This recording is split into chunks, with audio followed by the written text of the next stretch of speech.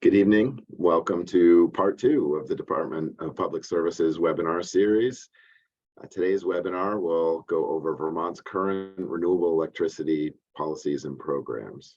I'm TJ Poor, the Director of Regulated Utility Planning at the Public Service Department. And this webinar and the whole series is intended to ground attendees, Vermonters, in basic information on Vermont's electricity sources and policy from a number of different vantage points. The first set of webinars, which covered the topic of where electricity comes from, was held a couple of weeks ago and is available on our website at publicservice.vermont.gov/renewables. As many of you now know, the Public Service Department is the agency within the executive branch of government that is charged with representing the public interest in matters regarding energy, telecommunications, water, and wastewater. We carry out this charge by providing long-range planning, in part by providing long-range planning for the state's energy needs through the Comprehensive Energy Plan.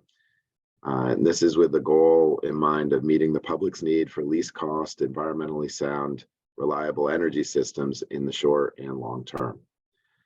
Once again, many key staff from the department are here to support today's webinar and have made this possible. You'll hear a little later from Ann Margolis, the Deputy Director of Planning on net metering, and Claire McElvenney is our Data and Equity Policy Manager who helped facilitate today's webinar. And there's others on the line who help make this possible and are available to answer questions as they come up or support in other ways. So before we get started, I'll go over some logistics for the meeting. Please remain muted with your video off throughout the webinar and use the chat box for questions. The chat box will be our main means of having questions and answers. But unlike the first round of webinars, Zoom should now be set up so that only the Public Service Department staff can see your questions. So we received a whole lot of feedback after our first webinar that the chat was incredibly distracting at the last webinar and not particularly helpful in understanding what the speakers were saying. So we've adjusted accordingly. And so as you, well, two things. One, if the chat's not a good option for you, you can still raise your hand during the Q&A periods throughout the session. And the department will do our best to answer the questions that are relevant to today's conversation. The second thing is address the chat to Claire McElvenney. She will be the one facilitating the Q&A. And so if you pull up the chat and address to Claire, you will you'll hopefully get your question answered. Any questions that we can't answer may be addressed at the quote unquote parking lot sessions that we have scheduled for early March. Closed captioning is available for today's webinar by clicking the appropriate button on Zoom shown there.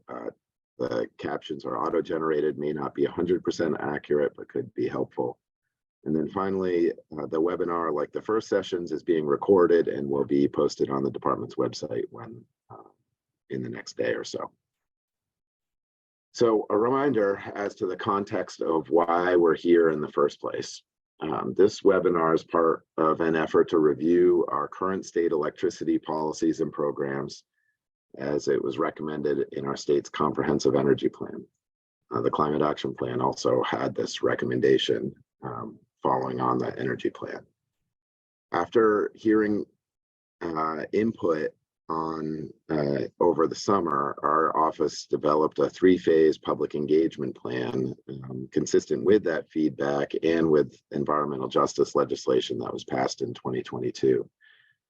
Right now, we remain in phase 1 here, where we're providing educational opportunities like this webinar to help raise awareness and hopefully help Vermonters learn about our electric energy system. We're beginning to hear what's important to you when it comes to electricity supply, what issues are clear and what remains convoluted or unclear. As we move into the spring and summer, we expect to continue to engage in conversations through polling, through focus group type engagement. After getting a report in the summer on that engagement, we'll look to develop recommendations on how Vermont can move forward with its electric supply. The whole goal of this process is really not to just hear from the usual suspects, people who are actively engaged in energy and electricity policy already, those people who have avenues and are used to advocating at the State House for policy. Instead, we're hoping to engage a broader set of Vermonters in the issues that are really affecting you directly. And instead of developing the policy first and asking, what do you think? We're trying to engage before we develop that policy and make recommendations. This process is really, to be honest, relatively new for the department, and we really appreciate understanding as we learn and adjust, like we have for this webinar for the chat. So we hope for, by the end of today's webinar, if you could go to the next slide, please, that you will come away with two things. One is a better understanding of Vermont's current policies and programs that promote the adoption of renewable and/or clean electricity. We have to know where we are in order to know how we want to move forward. And then two, really better understand how those policies have impacted the adoption of renewable or clean electricity over time. These questions really build on the first webinar's description of where our electricity comes from and how it gets to us.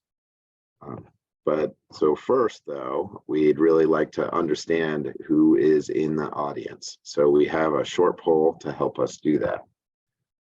In a moment, if it hasn't already, a poll should pop up on your screen. There's several questions here. Answering these questions is voluntary, and all responses will be anonymous. There's a number of questions here. Before you hit the submit button, make sure you scroll down. I think there's 7 or 8 questions on the poll, just to help inform our outreach efforts going forward, and to help us be transparent about who we did and didn't hear from, to offer context for our recommendations. So if you can, please take a few seconds to answer these questions. Again, before you hit submit, if you could scroll down and respond to all the questions.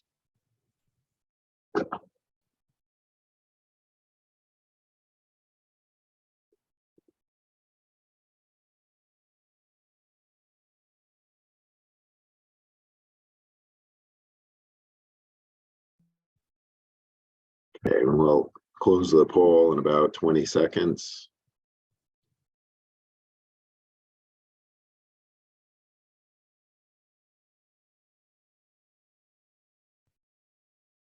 Okay, Philip, if you could go ahead and close the poll. Thank you. And thank you all for participating if you did, and if you didn't, that's okay too. Okay, so let's move forward and start with an overview of our current policies and programs. So our renewable energy policy in Vermont hasn't just been a thing in the last few years or even in the last decade. This slide starts in the late 90s, but even before that, Vermont was an early adopter of planning requirements that required our utilities to purchase power at least cost, including environmental costs. So early on, we were thinking more broadly about costs from a kind of a societal perspective. We've had efficiency programs, and a lot of work on our electric energy efficiency happened in the 90s also. But today we're really going to start our journey through time in 1998 with net metering, or 1999, I should say. In that year, legislation was passed with the intention of allowing Vermont homes, businesses, and communities to generate their own power. And for example, by putting solar photovoltaics or PV on the rooftops of buildings or in your yard. A little later on, Ann Margolis will talk about how net metering has changed over the years and the current configuration of the policy. In 2005, moving along the timeline, Vermont passed what was called the Sustainably Priced Energy Enterprise Development Program, which was known as SPEED. We're always trying to find good acronyms for our programs, so success there. What SPEED did was encouraged our utilities to sign long-term, stably priced contracts with renewable energy resources within Vermont and trying to develop the marketplace for those types of projects. One of the barriers for renewable developers at the time was the ability to receive those types of long-term contracts, and this program facilitated utilities signing them. One of the features of that SPEED program at the time is that it did not require that utilities keep or retire renewable energy certificates, or RECs. Those are the environmental attributes associated with the generation. We talked a little bit about renewable energy certificates in the last webinar, and I'll go over those again in a few minutes. Next on the timeline, in 2009, the Standard Offer Program was developed. And so this program sought to encourage small-scale renewable energy of diverse types through the state government purchasing the energy, with a requirement for utilities to then purchase that same energy from the government. So this what we refer to as a centralized procurement. I'll talk more about the Standard Offer Program in a few minutes. It was scheduled to end actually in 2022 last year. And then finally, in 2017, Vermont's Renewable Energy Standard was created. This effectively replaced the SPEED program, and in this instance, it actually requires our electric distribution utilities to purchase an increasing amount of electricity from renewable energy resources over time. And utilities show compliance with those obligations through retirement of those renewable energy certificates. And again, I'll talk about those more in a minute. Next slide, please. So the slide on your screen now shows how these policies are fitting together right now. And currently the Renewable Energy Standard, which I may refer to as the RES, I'll try to avoid the acronym, but the Renewable Energy Standard sets the overarching requirements for increasing the supply of renewable electricity in Vermont. So if you look at the graphic on the left side of your screen, the resources developed under the other programs support achieving requirements of the Renewable Energy Standard. So that's net metering resources fall within the overarching requirements of the Renewable Energy Standard. Standard Offer Program resources fall within those overarching requirements. And then other resources like those that may be contracted directly by utilities still fall within the context of the Renewable Energy Standard. The Renewable Energy Standard is really like the umbrella policy for the state. And one of the tensions we see and identified in the Comprehensive Energy Plan is that these other programs and efforts that support actually meeting the Renewable Energy Standard, but they predate it, and the programs were all developed at different times and for different purposes. So the goals of the program weren't always aligned. Thanks, Chris. You can go to the next slide now. So as we go through these, we'll start with the most recent first, because it is the umbrella. It's the Renewable Energy Standard. And so our standard is like those that it has been implemented in other states, which other places call this a renewable portfolio standard. Most states call it that, referring to a utility's power portfolio, like we talked about last time. The Renewable Energy Standard requires Vermont utilities to purchase or own a specific amount of electricity generated from renewable resources. And again, as I said before, that's as evidenced by the renewable energy certificates. So the standard has 3 tiers, which I'll just cover broadly now and then go into more detail. So tier 1 can be thought of, like I said, as the umbrella. The Renewable Energy Standard is the umbrella, but tier 1 is what places requirements on utilities for the total amount of renewable energy that they must provide to their customers. Tier 2, it then places requirements on utilities for the amount of small-scale distributed generation that's built after a certain date that's in statute that they must provide to their customers. So tier one, the umbrella. Tier two is kind of a carve out for smaller resources that are located within Vermont. Tier three is a little different. Relatively unique to Vermont. It's referred to as the energy transformation tier, and it places a requirement on utilities to reduce fossil fuel consumption of their customers. So this webinar is really about our renewable electricity programs, which mostly involves tier one and two, but tier three is an important part of the renewable energy standard in Vermont and Vermont energy policy. So I wanted to make sure we talked about it at least a little today. It's really one of the reasons you see distribution utilities out there promoting measures like electric vehicles and heat pumps, or line extensions that avoid diesel generators that are boiling sap for ensugaring operations. All of those activities reduce fossil consumption, and utilities are supporting that in part to meet their obligations under tier three. Next slide, please. So this slide just really shows what I mentioned before, that we're not alone in having renewable electricity purchasing requirements.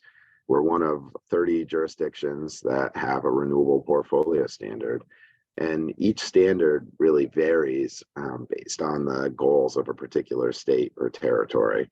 And each tier of each portfolio standard varies. Some standards may support biomass or more solar resources, or support existing resources in different ways.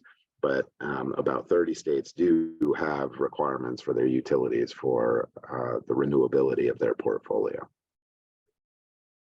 So in order to go forward, we probably should take a step back for a minute. And I am throwing around the word renewable an awful lot here. So it's important to talk about how I am defining renewable, which really isn't me defining it at all. It's the Vermont legislature defines renewable, and that's how I use it here and how we use it throughout this presentation. I don't like to read slides, although I did this last time too. But this is important.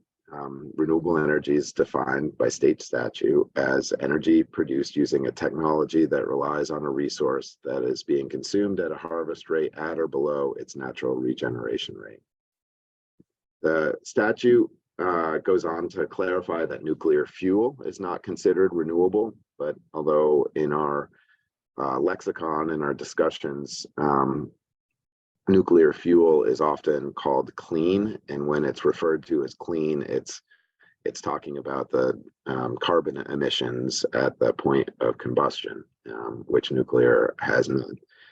That's not the embodied carbon in the whole life cycle of processing, but at the combustion point. At one point, there was, in this statute, there was actually a limit on the size of hydroelectric facilities that could be considered renewable. So really big hydroelectric facilities were not considered renewable under Vermont policy until 2010, when that language was stricken from statute. And so now all hydroelectric facilities are considered renewable by state statute. And frankly, that's something that people have brought up in the past. That's something for consideration going forward. Next slide, please. So I also was talking a lot about renewable energy certificates and promised I would talk a little more about them. So here we go. This is really mostly a repeat slide from the first webinar, but renewable energy certificates are complicated, and there may be some new attendees here, so I want to go over this again. So as we discussed last time, every megawatt hour, recall a megawatt hour is the common measure of energy that represents the amount of power delivered or generated over a period of time, over an hour. Every megawatt hour generated in New England, whether it's fossil or renewable, is tracked, and the attributes of that megawatt hour are tracked and can be separated from the electrons of that megawatt hour. If a resource is renewable, by the definition in Vermont, by the definition I just read, then it is assigned what's called a renewable energy certificate, or a REC. And again, I'll try and not use the acronym and spell it out, but if I say REC, I mean renewable energy certificate. One for every megawatt hour generated equals one renewable energy certificate. So the goal of these renewable energy certificates are a couple of things. First, to create a revenue stream for development that encourages either new renewable energy development of desired types or sizes, or continued operation of existing renewable energy resources. And also to give credit to utilities who have secured renewable resources prior to the creation of policy instruments like the Renewable Energy Standard. RECs, renewable energy certificates, can either be bundled with the electricity in a purchase or sale agreement, or because they are tracked separately, they can be sold separately from the electricity, what's referred to as unbundled. And these renewable energy certificates are the mechanism that states across New England and across the country use to measure compliance toward their renewable electricity requirements. Vermont's no different in this regard. Renewable energy credits or certificates are used by our utilities to measure compliance towards its renewable energy requirements. They demonstrate that the electrons were created by renewable energy, and they prevent two different entities from claiming credit for supporting the same resource. So we have received some feedback from our first set of webinars, and the first time we did this webinar yesterday, that renewable energy certificates and their trading markets are still confusing, and they are. That's because they are. So we're planning now in a future dedicated webinar to have an independent consultant come in and provide an overview of renewable energy certificates and the markets that they operate in, and followed by a question and answer session. So if you're interested to learn more, I'll answer questions in the Q&A coming up to the extent I can, but look for this presentation in late February or early March. And again, it'll be recorded, so if you miss it, you'll be able to follow up. Next slide, please. So back to Tier 1 of the Renewable Energy Standard. I promise I'd speak to this in a little more detail, so here we are. Any renewable resource that can provide power to the New England region is eligible to be used as compliance to meet electric utility Tier 1 obligations. So that includes imports from outside New England, like from Quebec or New York, and it doesn't matter when the resource was built. And so Tier 1 in Vermont is often met with hydroelectric resources. Utilities are required to procure or purchase this type of renewable energy equal to starting with 55% of their retail sales in 2017, increasing until it reaches 75% in 2032. This is the current requirement on the books. On the chart here, the line from 2017 to 2021 shows our utilities' actual compliance aggregated as represented by retirements of renewable energy certificates. And so by retiring a renewable energy certificate, a utility is not allowing anyone, including the utility, to ever use that certificate again for any other purpose.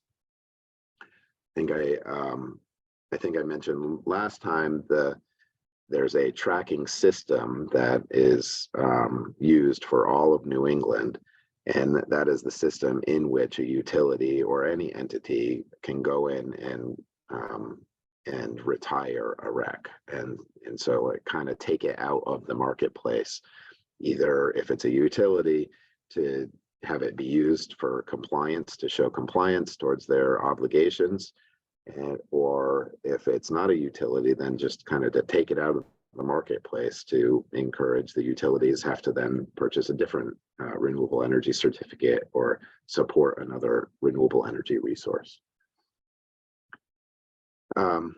So our utilities, I think, have overcomplied with Tier 1 thus far. That's the line you see here, starting in 2017 at 61% and going up to 71% in 2021. So that means they've retired renewable energy certificates equal to 71% of their sales, more than they were required to. Why do they do that? Some of our utilities have their own goals for renewable supply that exceed the renewable energy standard. Some of Vermont's utilities were 100% renewable prior to the renewable energy standard's existence and have decided to maintain that portfolio. And so there's varying reasons for that, but right now we're over complying with the renewable energy standard. Next slide, please. And so now to Tier 2 of the RES, the renewable energy standard. Eligible resources to meet Tier 2 obligations include small scale distributed generation. So that's generation like solar, or it can be hydro resources or any small renewable resources that are distributed around the system and connected to your electric distribution utility, that were constructed after June of 2015. So the renewable energy standard passed and was signed into law in 2015, and immediately after that, that was the starting point for what resources could actually qualify. Tier 2 is often met with net metering resources that we'll talk about a little later, and standard offer resources. We'll also talk about those, and then also utility contracts. Some utilities build and own their own resource, that would count, or they just contract directly with a developer who is building a resource kind of on the utility's behalf. The requirement started at 1% of utility sales in 2017 and increases to 10% in 2032. And the actual compliance has thus far been equal to the Tier 2 requirement. So Tier 2 resources also count for Tier 1. So you can see that the total of each of these columns is really equal to the Tier 1 requirement, and the lighter green shade here is really the Tier 2 requirement. So it kind of fits within the Tier 1 umbrella. It's what is often referred to as a carve out. So as part of Tier 1, where all resources qualify, you need to get 10% in 2032 of those resources from something that's eligible for Tier 2. And like I said, that's very common across renewable portfolio standards to have carve-outs like that further particular policy goals. Next slide, please. So this slide shows what type of resources utilities have been using to meet those obligations in the renewable energy standard.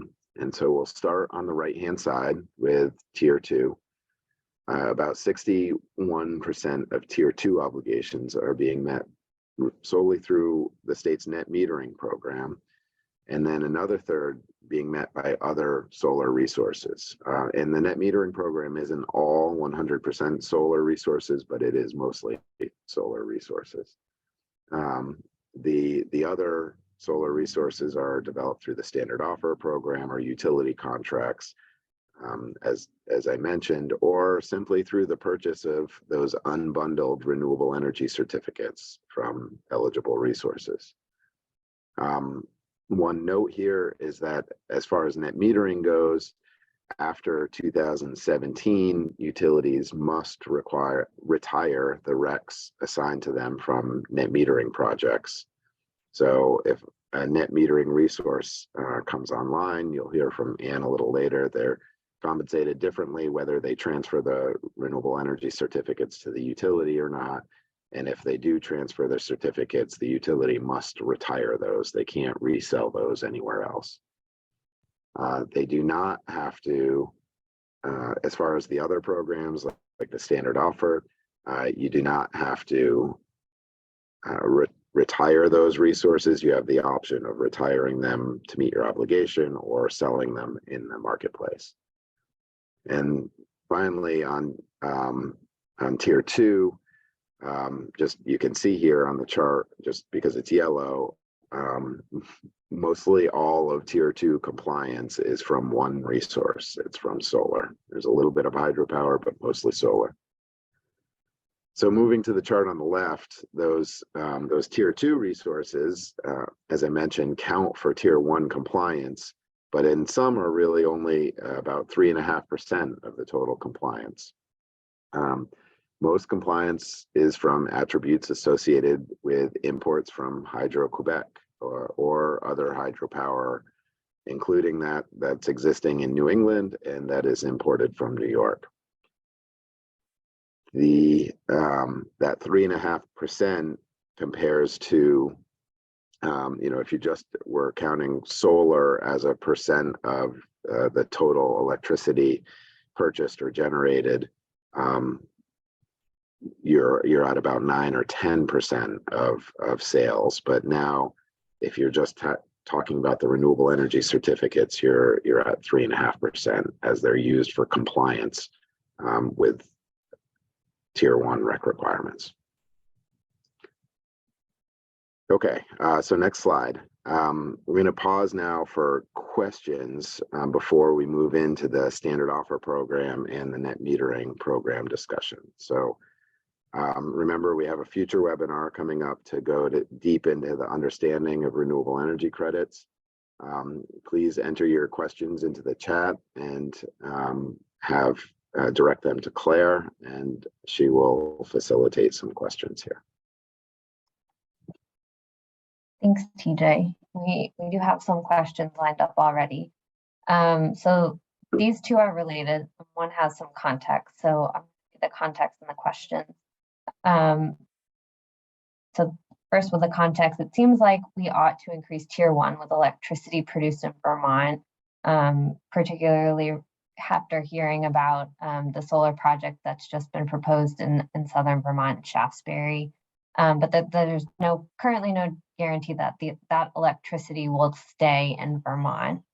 So the questions are, does that make sense? And then is there any legislation or policy to support if we are going to use our land resources that the electricity should stay in Vermont? And perhaps this is related a little bit more directly, that question, like how do the 20 megawatt solar project in Ludlow and the 20 megawatt solar project proposed for Shaftesbury contribute to our current renewable energy portfolio? Sure. So there's a number of different issues there wrapped up in those questions. So I will start with that. If a project is built, that there is no guarantee that those renewable energy certificates will be used to meet Vermont Electric Utilities obligations for the renewable energy certificates. One of the features of these renewable energy certificate markets is that in a lot of instances, not completely, I'll get into that in a second, but in a lot of instances, these certificates are fungible across New England. And so by having, what I mean by that is that you're able to trade build a project in Maine and have it qualify in Massachusetts, or build a project in Rhode Island and have it qualify in Vermont, or vice versa, build a project in Vermont and have it qualify in Connecticut. And what that does is, as a region, it serves to lower, because there's more space in New England than in one state, but also because there's just more opportunity for development in the broader region, that has the potential to push prices down in order to develop new renewable energy in New England. There's more competition and more products in the marketplace, right? And so, and that's kind of just a economic theory of supply and demand. And whether that's good or bad, I'm not trying to put any weight on whether that's good or bad. I'm just trying to explain kind of the general thought behind that in the construct of the marketplace. So the exception to that is, for example, Tier 2 requires projects to be built in Vermont. So a project cannot be built in Maine and qualify for Tier 2 of the renewable energy standard. One other exception of that is net, as I said earlier, is net metering resources. If you transfer the renewable energy credits, there's a mechanism that says the utility has to retire those in Vermont. So they're used to measure compliance towards the obligations. I won't speak to Shaftesbury because that's an open case or about to be an open case before the Public Utility Commission, and we'll be advocating for that there. Excuse me. But I can speak to Ludlow a little bit, and I think you'll find that those projects are similar.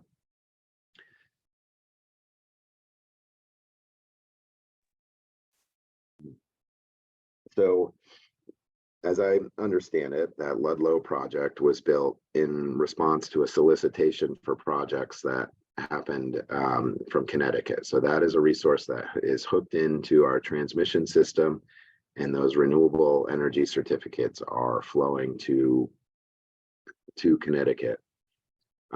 What happens when we review a project in Vermont? There's a statute that dictates what the certain findings that the Public Utility Commission must make in order to provide a certificate of public good, a permit for the project to actually be constructed in the state. And there's a number of criteria that they have to review. We're involved in reviewing criteria such as aesthetics. We often hire a consultant to help us with that. We don't have on-staff expertise for that.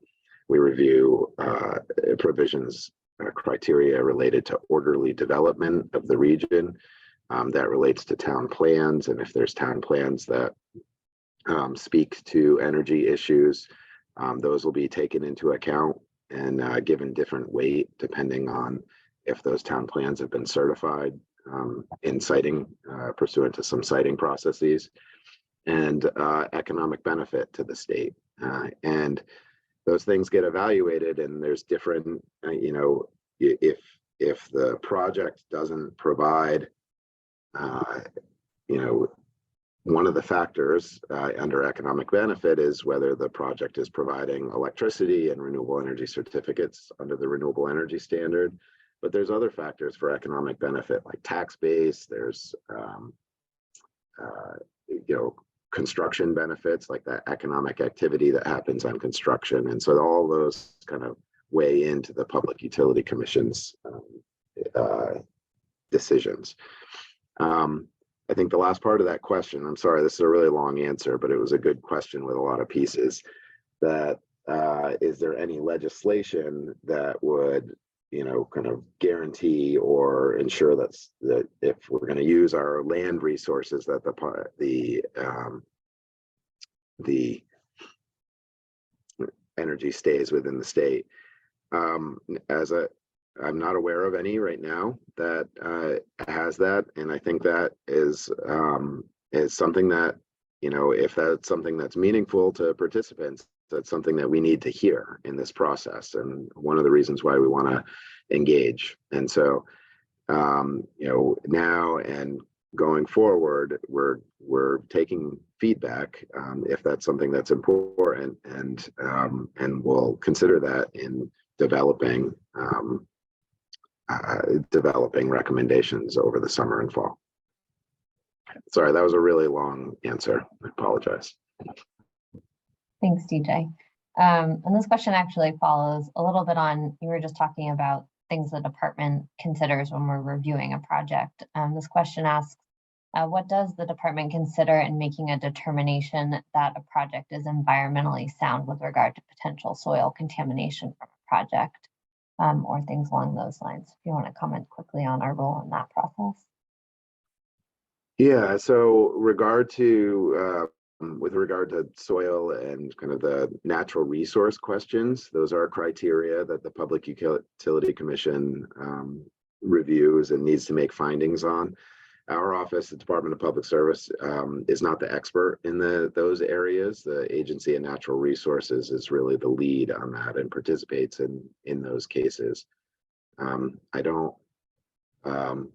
So in terms of that, I don't have further detail there. Although at the end there's going to be a poll, and we could probably get some answers from the Agency of Natural Resources on that for you. Thanks, TJ. So this question goes back to looking at the percentages for tiers 1 and 2 and asking, do these percentages take into account the increase in demand as the years go on? So yes, they do. So it's the percentage of 75% by 2032, for example, is just 75% of utilities sales. And I said the retail sales, that's just really the ultimate sale to the consumer. So, add up everybody's kilowatt hours that were purchased on their electric bill, and that takes 75% of that. And that's the number. And so as we have more and more electric technologies, heat pumps, electric vehicles, the total amount of sales will go up, and it'll be 75% of that number under the current policy. And the consideration that we laid out in the energy plan and was raised in the climate action plan also was whether we should go to a higher number and go to 100% renewable or 100% clean. Thanks, TJ. I think another clarifying question going back to the tier 1 slide, if you could mention or specify which Vermont utilities are being referenced. And I think this question was specifically with regards to all 100% renewable utilities in Vermont. Right, so those utilities that have been 100% renewable are Burlington Electric Department, Swanton Electric Department, and the Village of Swanton Electric Department, and Washington Electric Cooperative. The other utilities have varying goals and levels of compliance. Well, everybody's complying with the obligation, but varying levels above the requirement. Try and squeeze in 1 or 2 more questions, and then we'll move on to make sure we get to the rest of our content. There's a question here of, is there, and if so, what is the difference in the economic value of a hydro REC versus a wind REC or a solar REC? Yeah, so it depends on the marketplace. So in theory, those renewable energy credits were meant to kind of make up for the missing money. So, the energy marketplace, a developer could kind of count on a certain amount of money, coming from the energy marketplace if they were to build a project. But as these renewable energy standards were being developed, it wasn't enough to actually support building projects. And the renewable energy certificates, in theory, were designed to kind of be, ultimately the price would be the difference from the energy markets to what was needed to build.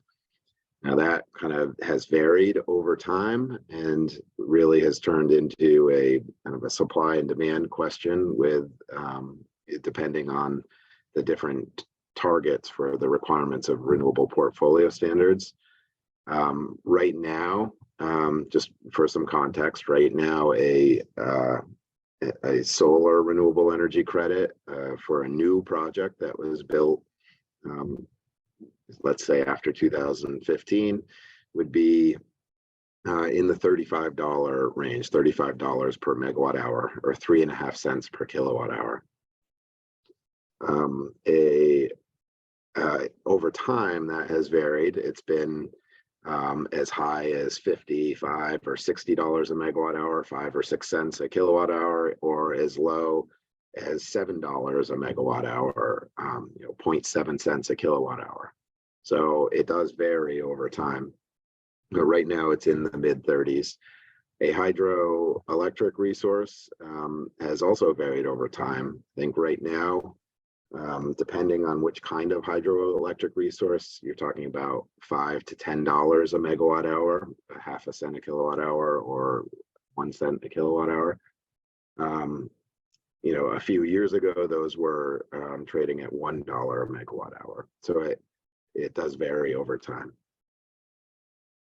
Thanks, TJ. And unfortunately, I'm not going to be able to get to all the questions, but I've recorded all of them and we'll try and get to them at the end of the webinar. But one more clarifying question, just on the tier 1 slide, does the figure that shows that we were 71% compliance in 2021, the most recent year, mean that 71% of all energy produced or sold in Vermont is renewable, or is that 71% more about the net of RECs being bought and sold?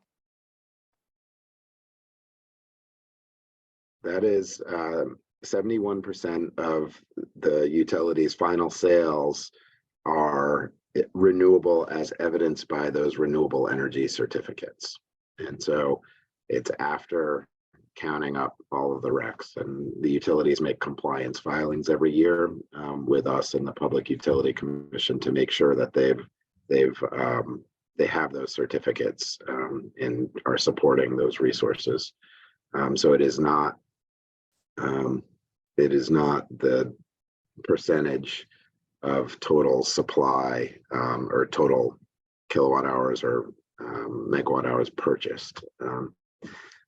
Last time around in the first webinar, we showed the slide that has 2 pie charts of before, just what the utilities resources were before you count the disposition of the renewable energy credits, so just based on contracts or what they own, and then afterwards. And I don't have that off the top of my head right now of what the percentage is, but it's actually not all that far off in terms of renewability from 71%.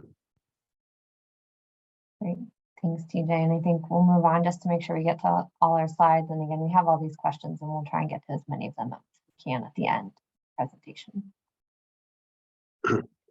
Okay, great. Thanks, Claire. Just a few more slides for me, and then we'll turn it over to Ann. So I'm going to talk a little bit about the standard offer program.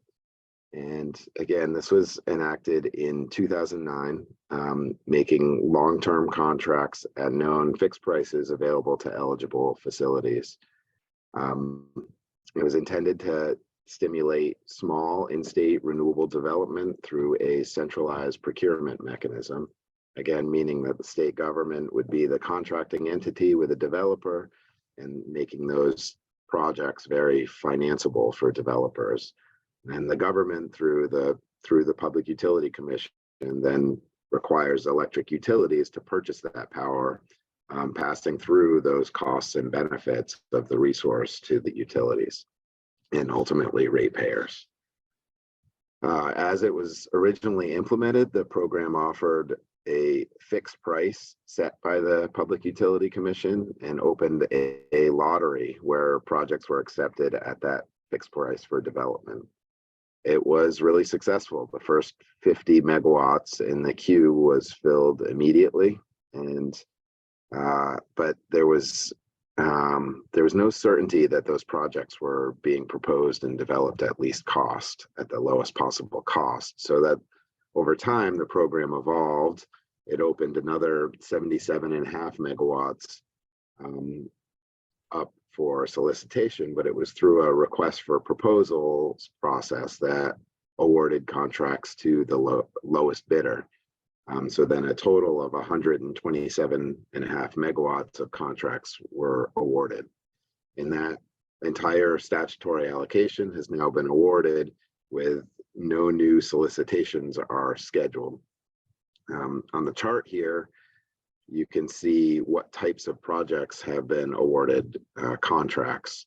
And you can see the yellow are mostly solar projects. The yellow is all solar, but there's more yellow than anything else on the chart here, solar projects.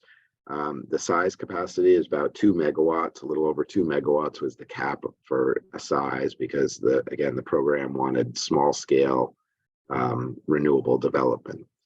And you can see where they are in the state, and that there's a handful of other projects also, hydro projects. There's a handful of wind and food waste projects that have been awarded contracts, and biomass and farm methane. Those farm methane projects are actually above and beyond that 127.5 megawatts. They're statutorily outside the cap. Like I said, all of the program has been allocated contracts, meaning that as of this year, there's no new solicitations scheduled. However, there is a process if projects kind of fall out and don't get built for whatever reason, they don't get a permit.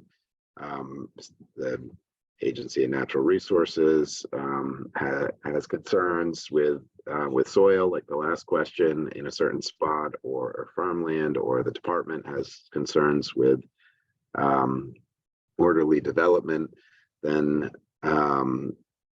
or the project ultimately just didn't get financed, they might fall out, and the commission will then do another solicitation to fill that capacity.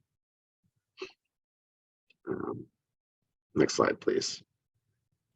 So this chart shows that capacity in megawatts, and I've been saying megawatts a lot, but remember that's a measure of power where the facility is able to provide or generate instantaneously. And so this is the amount of capacity that's been installed, approximately 80 megawatts available that have been installed. And you can note the column on the right-hand side of the chart, that's the amount of megawatts that haven't yet been built.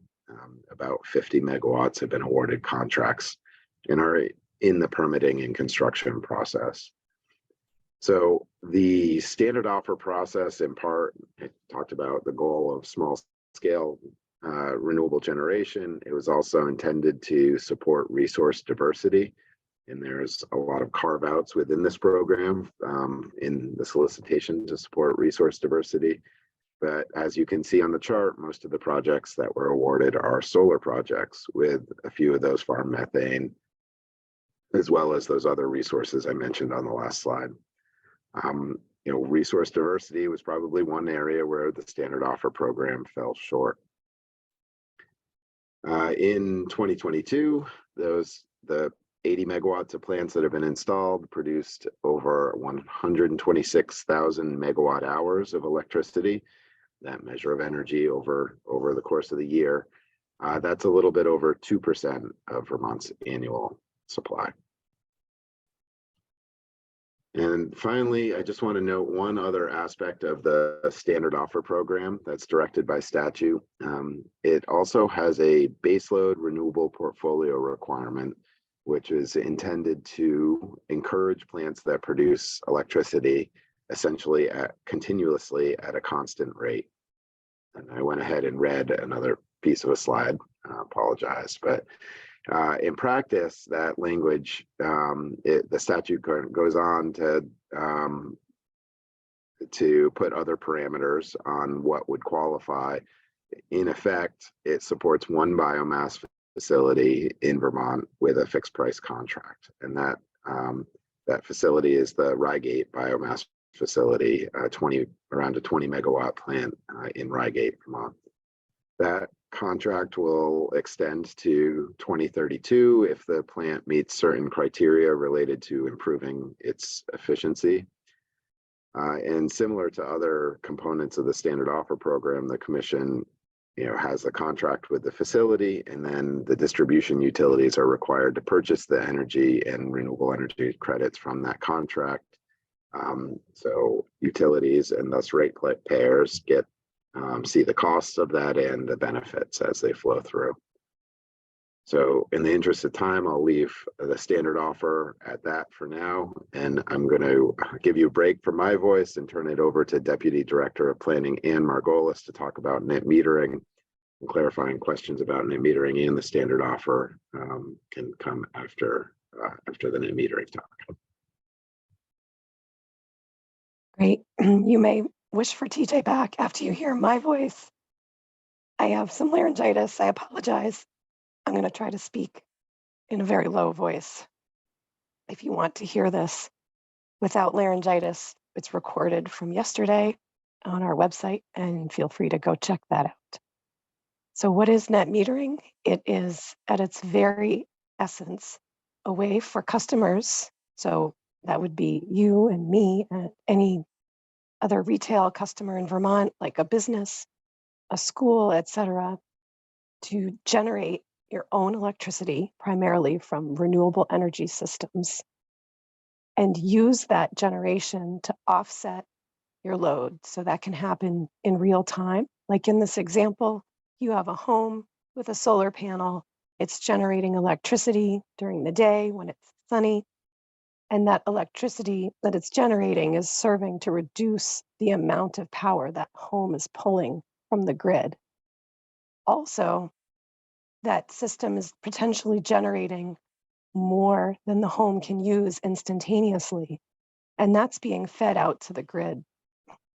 It's also used to offset the customer's bill in that monthly billing cycle. So whatever you generate from your net metering system is offsetting your load in real time, and it's also offsetting your usage in a monthly billing cycle. Furthermore, if you generate more even than you can consume in a monthly billing cycle, you can carry over that excess into subsequent months and get a credit approximating retail rate for 12 months from when that production happened. This is a simplified representation of net metering. There's also group net metering, where you have a system that's not connected to the load it's serving, and it may serve many customers with its production. A net metering system can be small, like the one here, maybe a 5 kilowatt or a 10 kilowatt system, or it can be up to 500 kilowatts in size.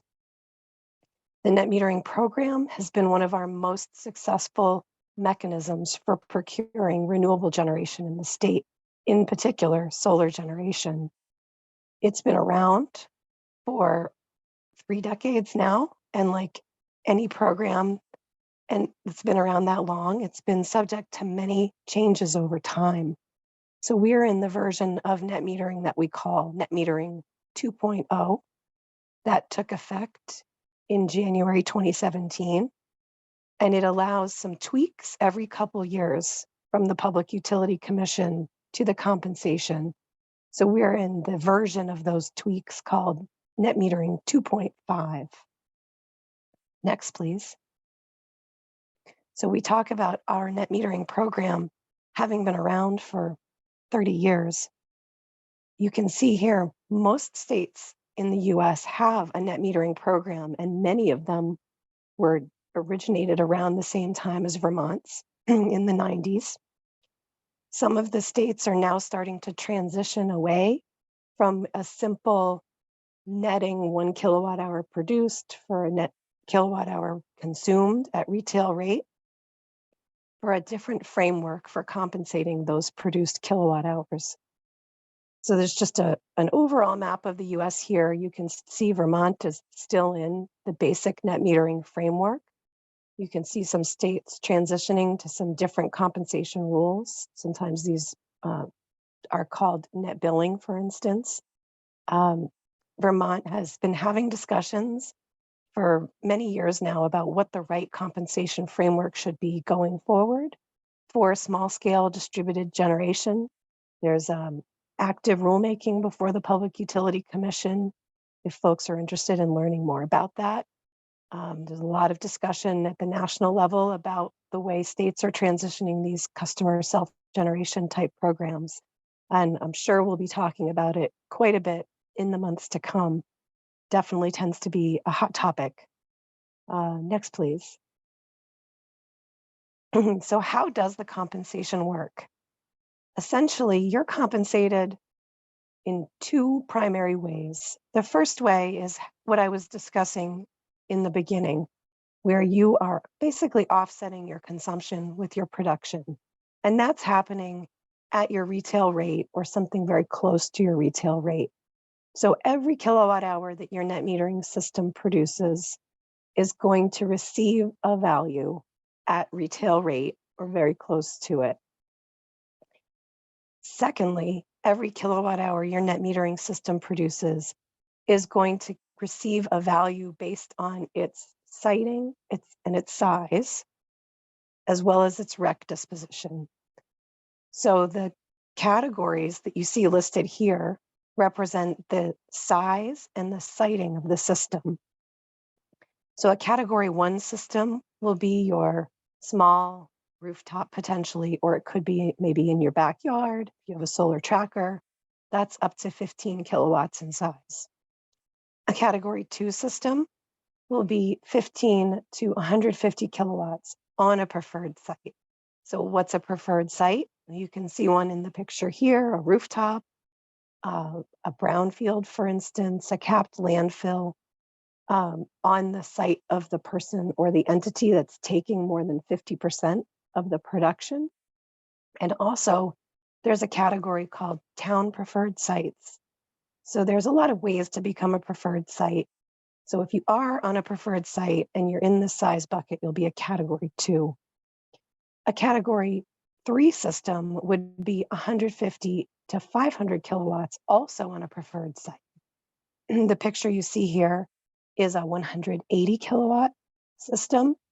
So that would be considered a category 3 system. If you are a 180 kW system or kilowatt system, not on a rooftop, it's probably going to be larger, take up more space than what you see here. This is very condensed together. If you're out in a field or on another type of ground mounted site, you'll probably have panels set at an angle on racks with some space in between them. The final category is category 4, and this is 15 to 150 kW or kilowatt systems that are not on a preferred site. So that may be in a field, for instance. Notice there's not a category for 150 to 500 kW projects that are not on preferred sites. So you wouldn't see under this structure the largest size of allowed net metering system on a field that was not otherwise considered a preferred site. So there's a set of compensation related to this category designation. And then finally, there's some compensation for every kilowatt hour produced from your system, depending on whether you've assigned those renewable energy certificates we've been talking about here to your utility so they can use them to comply with their renewable energy standard requirements, or whether you've retained them so that you can, some people might retain them, or a business might retain them to be able to call that renewable electricity their own, serving their own consumption. Next, please.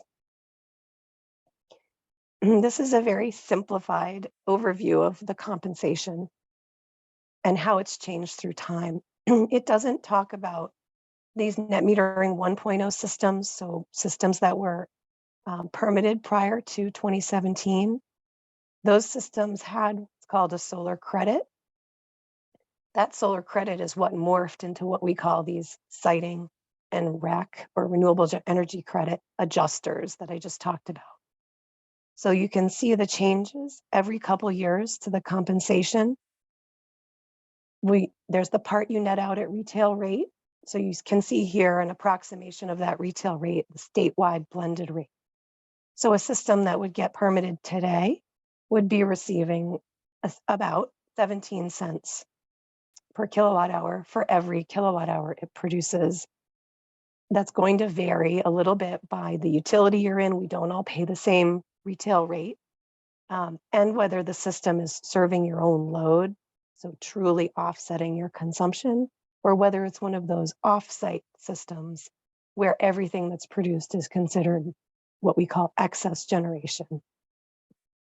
And then you can similarly see the REC disposition here, whether you transfer your RECs to the utility or you retain ownership, and then the category. So take that hypothetical category 3 180 kilowatt system we saw earlier, a larger system that's on a preferred site, that rooftop. It would be receiving this 17 cents. If it transferred the RECs to the utility, it would stay a net of 17 cents. And then it would be reduced by 5 cents per kilowatt hour because it's a category 3 system based on its size and siting. So you can see this gives a picture of the net effect of all of those compensation pieces. Next, please. So this slide attempts to capture a lot of different factors, really how much deployment, how much we've seen of net metering installed. This is installed capacity, so it's in terms of megawatts. So that's that instantaneous measure of what a system can produce. We've had a steady upward climb in the amount of cumulative deployment. So this is all systems installed. We're up at about 330 megawatts now of installed net metering. And you can see almost all of that has been solar. That's the yellow in the bar charts here. And all of that against a background of a lot of changes in the program over time. Initially, there was a restriction on the amount of net metering that utilities had to accept. It started out before 2008, it was 1% of their total peak demand in 1996. That was expanded to 2% in 2008. It went up to 4% in 2011, and then up to 15% in 2014. And then that cap was eliminated. So now there's no limit on the amount of net metering that the utilities have to accept. Also, there was a limitation on how big a system could be, expanding, all the way up from 100 kW all the way up to 500 kW for system size. And also who could group net meter, those offsite systems that serve a lot of different customers. Initially, that was just designed for farms to serve, the multiple different buildings and meters they might have. And now really there's unlimited types of customers can participate in those programs. And this doesn't even reflect changes that are not related to the program. So Vermont used to have upfront incentives for solar systems and other net metering type systems through the Clean Energy Development Fund when there were funds in that fund. And also there was waxing and waning of the federal investment tax credit. Folks may know that that is back in full force starting in 2023 for a 30% federal investment tax credit. But still, despite all these changes over time, we've seen sort of a remarkably linear pace of deployment with some minor variations by year. Next, please. And this is the last slide, probably thank goodness for folks hearing this voice. It's just meant to represent of the 17,300 net metering systems that are installed in Vermont today, how many of them there are that are small. So 90% of those are those small rooftop types of systems. Yet those small rooftop types of systems produce only about a third. It's only about a third of the capacity, so about a third of the production from all of the net metering fleet. Whereas those large systems, 150 kW to 500 kW or kilowatts, that's only about 2% of the number of systems installed, but it's actually, you can see here, almost half, so 43% of the installed capacity. So we're getting a lot of the production is coming from those larger types of systems, but a lot of customers are also participating on an individual basis in net metering as well on their own rooftops. So I think that was my last slide. This was a really quick overview. We will get into net metering much more as we go through the rest of our public engagement work throughout the rest of this year. So don't worry, we can take a deeper dive in as we go along. Pass it back to TJ, I think. Okay, thanks, Anne. Now we're going to I'm going to turn it over to Claire. Again, if you have questions, please message Claire in the chat, and she will facilitate clarifying or other questions on net metering, standard offer, or generally. Great, thanks. We do have some questions queued up. I'll start with a couple standard offered ones to go back to TJ. So one question was wondering, going back to that map we had of all the projects that have contracts, why there are so many standard offer projects in the Rutland County area specifically? Yeah, so one of the things with the standard offer program is that it did not differentiate based on location. And so the solicitation would be issued every year, and anywhere in Vermont that a developer could find a site and demonstrate site control that they had, the rights to build on that property, was an eligible spot. And so the program didn't kind of call for a more geographic distribution across the state. Ultimately, it just those were sites that developers found that they could get site control for a reasonable price, and propose those into the program. Great, thanks, TJ. And then another question on the standard offer program about what is driving what drove the total megawatt solicitation, why it wasn't more than that 127.5 megawatts. Well, I think 50 megawatts when it was originally established, and another 77 was a lot at the time. So our peak load is between 950 and 1,000 megawatts. I think around 960 last year, and so 127 is roughly 10 to 15% of that. If you add that on to the several hundred megawatts of net metering we have over 400 megawatts of mostly solar, but distributed generation in the state. And so I think that number was just developed as a kind of pacing mechanism to not go too much too fast.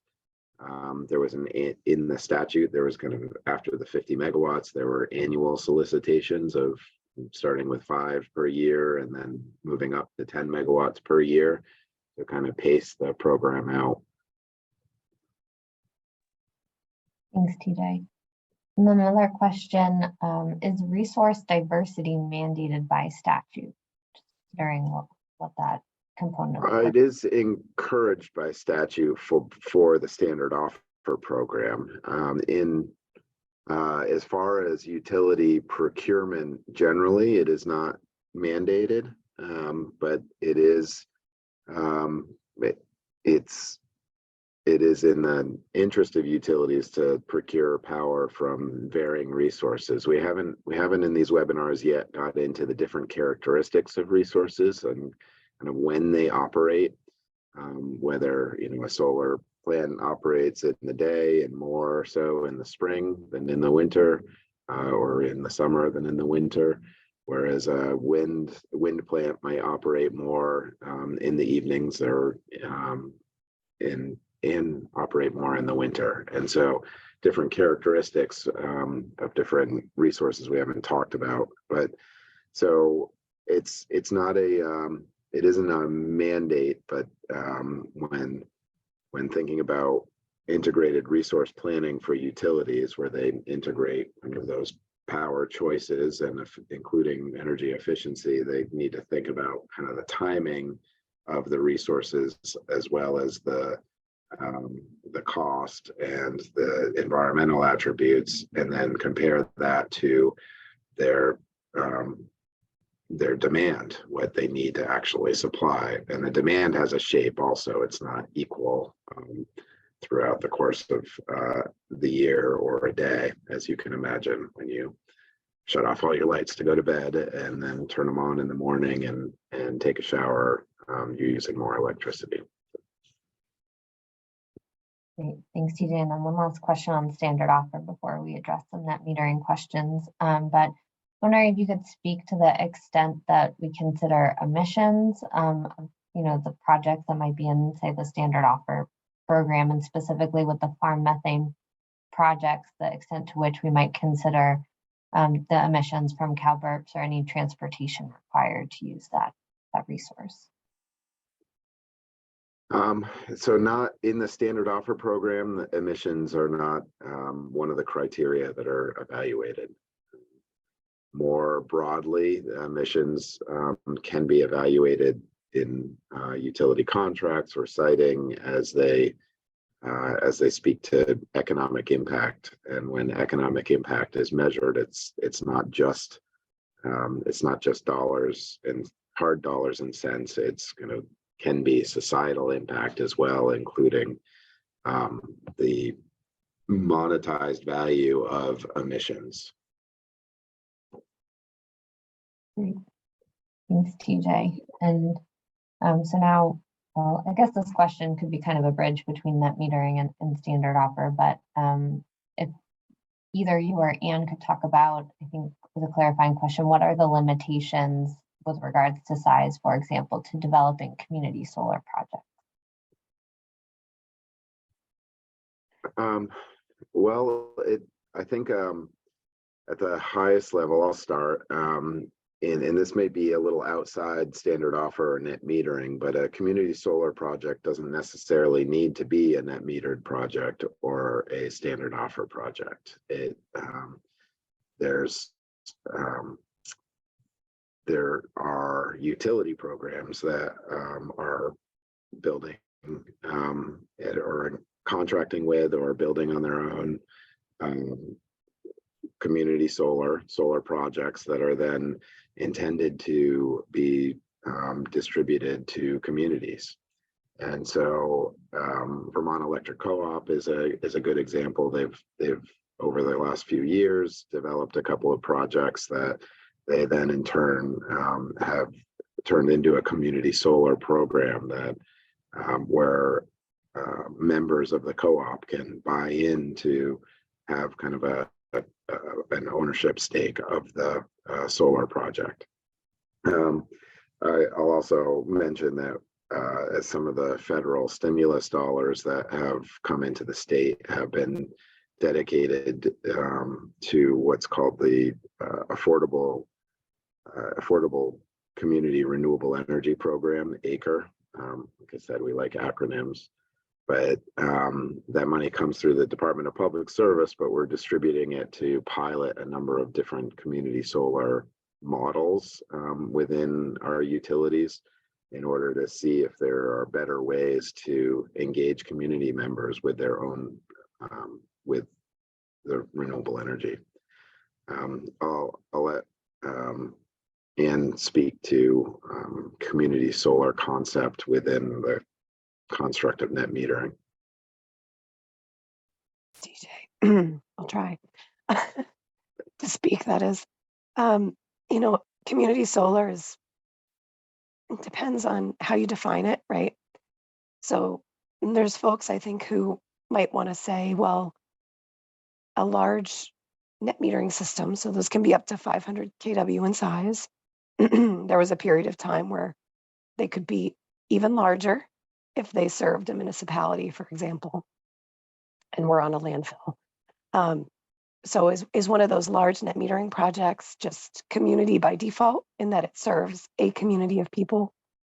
Or, there have been folks who have developed large net metering projects that are meant to, from the start, serve the community in which they're located so that the off-takers would be local community members or even neighborhood folks where the system is built. There's not really a designation or definition around community solar in the net metering program. So if you were proposing as a developer or a community to develop a net metering project, you would still go through the same siting and rules and compensation that would relate to the size and site type of the project. So TJ mentioned there's an opportunity for towns and regions to plan for where they'd like to see their energy infrastructure sited, the types of resources they'd like to see and the types of sites. That's one opportunity communities have to kind of put their mark on the renewable deployment that happens in their community. They could also participate in a net metering project or one of these larger types of community solar opportunities TJ mentioned. Great, thanks to you both. And so this next question, Anne, I think goes back a little bit. You showed that map of how many other states in the US have some form of net metering, and I was wondering the extent to which you could mention or speak to the recent California PUC decision on net metering and renewables more broadly. Yeah, California is, I can't speak in depth to it because I have not read the whole order. It's lengthy and the proceeding went on for several years.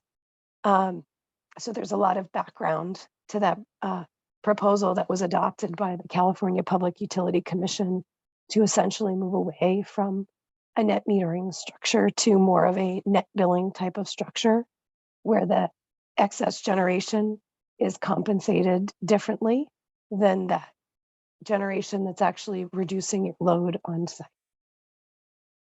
There's a lot of reasons for that. There's a lot of different perspectives that went into that, and to the extent that becomes part of the conversation here in Vermont, I anticipate, there will be a lot of robust discussion. And as TJ was discussing earlier about, we would like to hear input from folks on, is it important to have the renewable energy standard place some sort of weight on more on the in-state resources.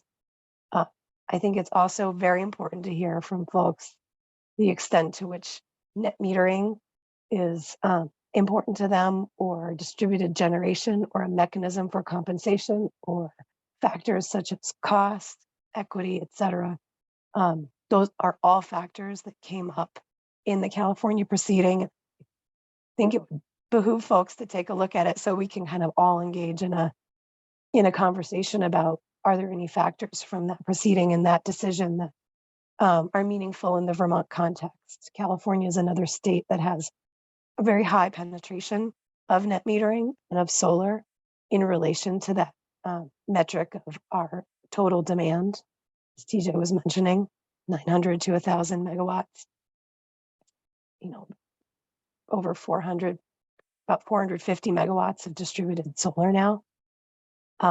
So, we're reaching thresholds where it's important to talk about the types of resources and the costs, the siting and the reliability and the resiliency, and how they serve demand in closer to a real-time basis, which is what I think part of what California was getting at. But definitely look forward to engaging on that with folks. Thanks, Anne. And I think you're teed up some of the things that TJ is going to talk about in his last few slides. So just one more question before we move there, just in the interest of time. But this, I think, ties together the questions about RECs at the beginning and some of what we talked about more recently. If an organization pays for and installs a PV system on their roof, for example, and wants to claim renewable energy use as part of a sustainability goal, do they have to retain and retire the REC? If you could speak to that, maybe TJ or Anne, whoever wants to. I'll start. Excuse me, I'll try. There's a couple ways to look at that. If they want to claim renewability, right, you can only one entity can claim a renewable energy credit. So if they retain the RECs from that system, they'll be able to claim that the generation from that system is associated with the RECs that are theirs. So it's their renewable resource. To the extent it's going to the utility and the utility's overall supply is becoming renewable, We talked about some of these utilities in Vermont that have 100% renewable energy in their portfolios. They can claim 100% of their sales are met with renewable electricity. Their customers are able to say that they're served by that supply, that renewable supply of electricity that they're provided with. So there's a few different ways for a customer to look to how they make the claim. They just have to make sure that they're not violating the rule of one person gets to claim the RECs. All right, well, I know, just want to acknowledge we haven't been able to get to all of the questions that have been asked. We have recorded all of them, and we'll be thinking about how to respond to them, whether that's through some of our parking lot sessions coming up, which TJ will mention in a minute, or through other means. But we do appreciate all the questions. They're really helpful to us. And handing it back to you, TJ. Great. And please hang with us if you can for 3 more minutes. And just coming back to what we set out to do today, we really hope we intended to help you learn about or refresh your information on what Vermont's renewable energy standard is, what the standard offer program and the net metering program are, Vermont's primary programs that are and policies that are directed at our renewable electricity supply, and really understand the history of how they were developed and what their impact has been over time up until this point. We can't know where we're going without understanding where we've been and how we've gotten here. Next slide, please. And again, that renewable energy standard is the umbrella under which these other programs have been developed. So net metering program, standard offer program, other resources kind of all fall under the overarching renewable energy standard that dictates how renewable our electricity supply is. Go ahead to the next slide. And as I started to allude to this a little earlier in responding to a question, but within the context of the renewable energy standard and kind of what isn't obligated to be renewable under that standard, there's a lot of different priorities and energy policy goals that need to be considered as we move forward. And Anne just mentioned a bunch of these, but these are the types of things that energy policy calls for us considering we need to consider going forward as we think about what the best policy is for the state. And, adequacy of electricity supply, making sure we have enough electricity to meet our demand. Affordability, what is it going to cost, and who's going to pay within the state and within different communities. Cost-effective and efficient use of resources, the economic impact. It's an energy policy goal that our electricity policies and procurement has. What's the impact on the state's economy? We want to make sure that we're making policy that is equitable, that keeps the lights on, is reliable, especially as we move towards electrification, and is environmentally sound, sustainable, and secure. So next slide. We do have a very quick poll. It's only 2 questions. It is up on your screen now. We very much appreciate if you could fill out these really just on what's your biggest takeaway from today and what topics would you like to hear more about. If you have other comments, you can always email them to us at our PSD RE programs at vermont.gov. That email address, I think, is coming on the next slide. And we really appreciate if you could answer kind of these 2 reflections. And as you do that, I'm going to go ahead to the next slide and just talk about our next steps. Again, we have a parking lot session for issues that we weren't able to get to and that we've had lots of questions on. We've scheduled those for the 2nd or 3rd week in March here, the 13th and the 15th. And you can register at the same spot you registered for this one. We also, as I mentioned, have a specific session on renewable energy credits and their markets. That's been a topic that people have asked a lot about and are interested to learn more about. And it's really important as we count how renewable Vermont is. That's going to be with Jason Gifford from Sustainable Energy Advantage. And so check back soon for more details, and we'll send out an email blast when that's scheduled as well, if you're on our listserv. Thank you again for sticking with us tonight. Thank you for filling out the polls. That's really important. I think we'll close that in the next 10 seconds or so. And again, you can email us at the website or the email address on our screen here, and check in on our website for updates. This presentation will be recorded. The slides will be available on our website. And this is great. These questions that you're all asking are really important, and this is really step one of the process of trying to kind of level up the conversation.